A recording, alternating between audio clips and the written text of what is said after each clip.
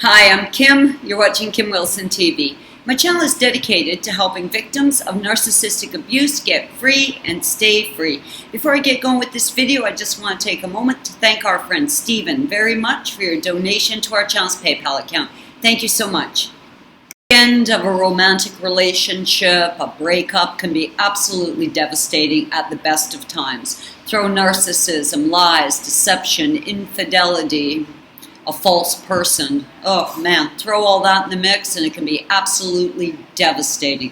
And I want to talk about that today. The relationship was not normal. You know it, I know it. Anyone whose experience is all too familiar with the constant ensuing relentless chaos, madness, insanity, the bullshit, the lies, the deception, the infidelity, the theft, the sneaking, the creeping. I mean, there's just nothing normal about being in a relationship with one of them. Another thing that is quite abnormal is how victims will become so locked on, so determined to fix it, though it just looks like a steaming pile of crap. They just become absolutely fix-it focused. Another aspect that is absolutely bizarre is the long felt heartbreak, and everything else combined with that just makes it so difficult to heal. So today I want to talk specifically about the heartbreak and one way that you can help reduce that feeling of heartbreak immediately. In some ways I got lucky because Trevor's mask fell off. It fell off in his garage when I was standing about 5 feet from him. I don't know how it happened, but all of a sudden I saw him for what he really was. I instantly felt that fight or flight instinct, and I knew I needed to get out of there. I didn't even turn my back on him when I left the garage. I actually backed out, keeping my eyes on him. I had absolute shock and horror. I had never seen anything like that in my life, and truly believed at that point I was standing in front of a diabolical monster. But something else happened in that moment because, of course, over the 5 years, I had been 100% locked on, determined, undistracted from saving the relationship, fixing him. Soul tie is very real. That trauma bond to a narcissist is very real, and I was very much dedicated to fixing him and saving the relationship at all costs. But that moment his mask fell off, all of that determination shifted, and in a split second, I became 100% locked on and determined that I was out of here. I was done. It didn't matter what he said, what he did, it was over, and I knew it. You guys know it took me 7 months to execute that exit strategy and get out of there with my stuff intact. And I have done other videos about the exit strategy, and I would like to do another one in the near future, and I will. But once the exit strategy was completed, I was gone. We took the last load from his house, and we were headed to my new house in Rock Glen. I had this overwhelming feeling of panic and fear, and I couldn't get enough distance from him fast enough. And I was also experiencing heartbreak. I mean, it was truly heartbroken. It had just been a nightmare from beginning to end. I could not get my head around what had happened, why it had happened, why I'd been treated that way. I wasn't sure who to blame or if I was to blame. It was horrendous. But once I got to my house in Rock Glen, I was definitely experiencing heartbreak. Much more intense than what I would say would be normal for a normal relationship. And I do believe that is that spell, that trance that they seem to put us under, that soul tie that they create. And I guess in many ways it was heartbreak. I didn't, regret leaving, because that day when his mask fell off, that was it for me. I knew I was out of there. It was just the straw that broke the camel's back. And I couldn't change that. I mean, that's how I felt, and that wasn't changing. But in the end, I was definitely heartbroken. I mean, I had believed Trevor to be my soulmate. I believed him to be my twin flame. And once the devaluing started and everything started falling apart, throughout that process, of course, it was heartbreak that I was feeling. And I believe in any circumstance, when you are feeling the loss of a romantic partner, it is heartbreak you're experiencing. And I think very naturally we tend to focus only on their good qualities. And that's what I was doing. And I see this over and over again with friends here from the channel. Those of you who take the time to email me and leave comments, I really appreciate it. But it is this focus on those good qualities. And for many of us, these moments of idealization and love bombing are really quite fleeting. I mean, in some cases, I think the longest I've ever heard is 2 years, and they were with the narc for 20. So, that's 2 years of idealization and love bombing and 18 years of sheer terror. And it's just, it can be in my opinion, a very disproportionate feeling of them being really great people and that you really lost something versus what really happened to you, because of course that idealization is always fleeting, and we tend to endure this longer period of what appears to be an absolute nightmare. I got out of Trevor's house of pain feeling like I had fled for my life, but now given the opportunity to kind of reflect on it, where'd my head go to? All of the great qualities that I thought he had in the very beginning. And I quickly caught myself on that, because that to me was an anomaly, because truly the idealization and love bombing had been fairly fleeting. And the truth of the matter was the bulk of the relationship was an absolute nightmare. I mean, it was a horror movie. It was a house of horrors. And I, for many years, referred to Trevor's home as Trevor's House of Pain, because that's what it was. So it was kind of interesting to me, like at the time, even in the state of self-exploration that I was kind of entering into, I'd catch myself fantasizing about what could have been, what should have been. And I'd have to stop myself and say, whoa, Kim, what are you doing? Like, why does my head keep going there?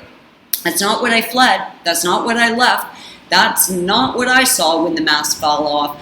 And it was really kind of amazing to me how instinctively I would go to his good qualities, or the ones that he had presented to me, those illusions, that fake person, the fake self. It was that I was reflecting on.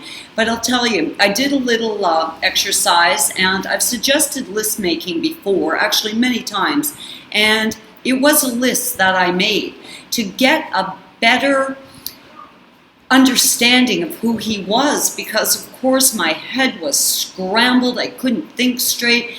And the other thing, that's really quite interesting is, since we're replaced so quickly, there is that feeling of, wait a minute, somebody else wants him. I mean, look how quickly this other man or woman, got involved with him. Maybe I was wrong. Have I made a mistake? I mean, there must be something desirable about him if he was just snatched up off the singles market that quickly. So all this stuff was going on in my head. And of course, the narcissists cannot be alone. They need constant supply. The idea that you're going to leave and they're going to be alone is just overwhelming for them. So they do replace us very quickly. But that in itself, I mean, holy cow, when I think back on that, that absolutely was like driving a knife in my heart. It was so painful. But it also made me think, was I wrong? I mean, obviously he's desirable. Obviously I overlooked something. Obviously it must have been me, because, I mean, the guy wasn't single for 3 hours. I mean, I left that day, last load in the truck, and there was someone else in my bed that night. So, there's a lot of confusion around that, a lot of hurt, a lot of pain. But back to the list. Now, when your head's scrambled, when you're not able to sort things out, when you are truly in a state of total confusion, cognitive dissonance, nothing's making sense to you, making a list can be extremely helpful, because the list is honest, it's truthful, it is made by you, straight out of your head, out of your heart, out of your spirit, and written out in your hand. And you really can't dispute it or fall back on illusion or fantasy once the list is made. I also want to add that what caused me to absolutely decide I was leaving was the fact Trevor had been cheating quite openly on me. And the thing is, he was cheating on me, but the woman that he replaced me with was not that woman. It was yet another woman. So there was all these women. And, I'm thinking to myself, oh my God, what's happening? Like, he's this horrible, nasty, ugly, little evil garden gnome. He's a cheat, he's a liar, he's a complete and utter piece of crap. Meanwhile, all these women are flocking to him. So, of course, I'm questioning this. I'm wondering, like, is it me? What the heck is happening here? An absolute shitstorm of crazy thinking, and I couldn't make heads or tails of it, so I made a list. Now, very much like a pros and cons list, I started writing stuff out. Now, of course, I didn't make a pros or cons list because I really had come to understand that the generosity that he showed in the beginning, well, that was a lie. So it wasn't a pro, it was a con. All of that idealization, the fact that he loved me and was so happy that he'd found me and how much better his life was with me, well, that too was a lie. So, everything that I had perceived to be a pro was actually a con. And I mean literally a con. So there was no pros column. It was strictly a cons list. And it was very, very extensive. I mean, when I started to identify that look on his face as a narc smirk, when I started to think back on that incredibly creepy look of satisfaction when he was hurting me, when I started to think about how his eyes would go black and his voice would change, and oh my God, honestly, it was such an eye-opener for me. And there it was in black and white, out of my head, out of my heart, straight from my soul, through my hand and down in black and white. There was no disputing it. I had been with an absolute monster, and I have to tell you, it really alleviated the heartbreak pretty quick. The other thing that was happening for me is I was researching a whole bunch of stuff, and I was really starting to see the connection between narcissistic behavior and demonic possession. And I'm going to tell you straight up, Kimmy don't love no demons. It's just, it's not for me. It was a great reality check for me. Something else, of course, in the early stages of healing that I refused to do, and that was really about self-pride. It was really about my own sense of pride as a woman, as a mother, as a human being. There was no way in hell I was ever going to creep his social media. I just wasn't going to do it. The truth was, I knew that anything that he had ever put in social media during times when I would leave were put there to hurt me. I already understood that pattern. Over the 5 years, of course, I would leave and get hoovered back, but during those times I was gone, I did creep his social media. I would check his Facebook page. And there he was with a new girlfriend. There he was, the day after I left, out riding horses with his little girls and some random woman. So I knew that he was using social media to hurt me, and I just cut that off. I also went no contact. I went no contact, and that was the end of it. I didn't want to hear from him. There was nothing he could say to me. It was done. And yes, I was still wallowing in that misery, blaming myself, doubting everything, but I had been able to grab on to a couple of absolutes. One was, it was over for me. Come hell or high water, no matter what, it was over for me. Never again was I going back to him. Never again would I come face to face with that creep. Never. And that I stayed focused on. I made the list and came to better understand what it was I'd left. Yeah, you can fixate on what could have been, what should have been, that fake self he presented, but that is a lie. How in the world are you going to heal your heart when you are standing on a foundation of deception? It's just not going to work. I really believe that what helped me heal my broken heart initially was getting to a place of facts, reality, logic. I just couldn't stay in that utter confusion. And putting down the facts as I understood them in my own handwriting could not be disputed. With so many of us isolated and alone, it's very easy to get caught up in the ether, to let your mind kind of drift off into what could have been or back to the idealization phase. But it is illusion, it's deception, it's fantasy. And I wasn't really feeling like fantasy was a great foundation for healing. So any time that would happen, I could catch myself quite quickly and get back to the list.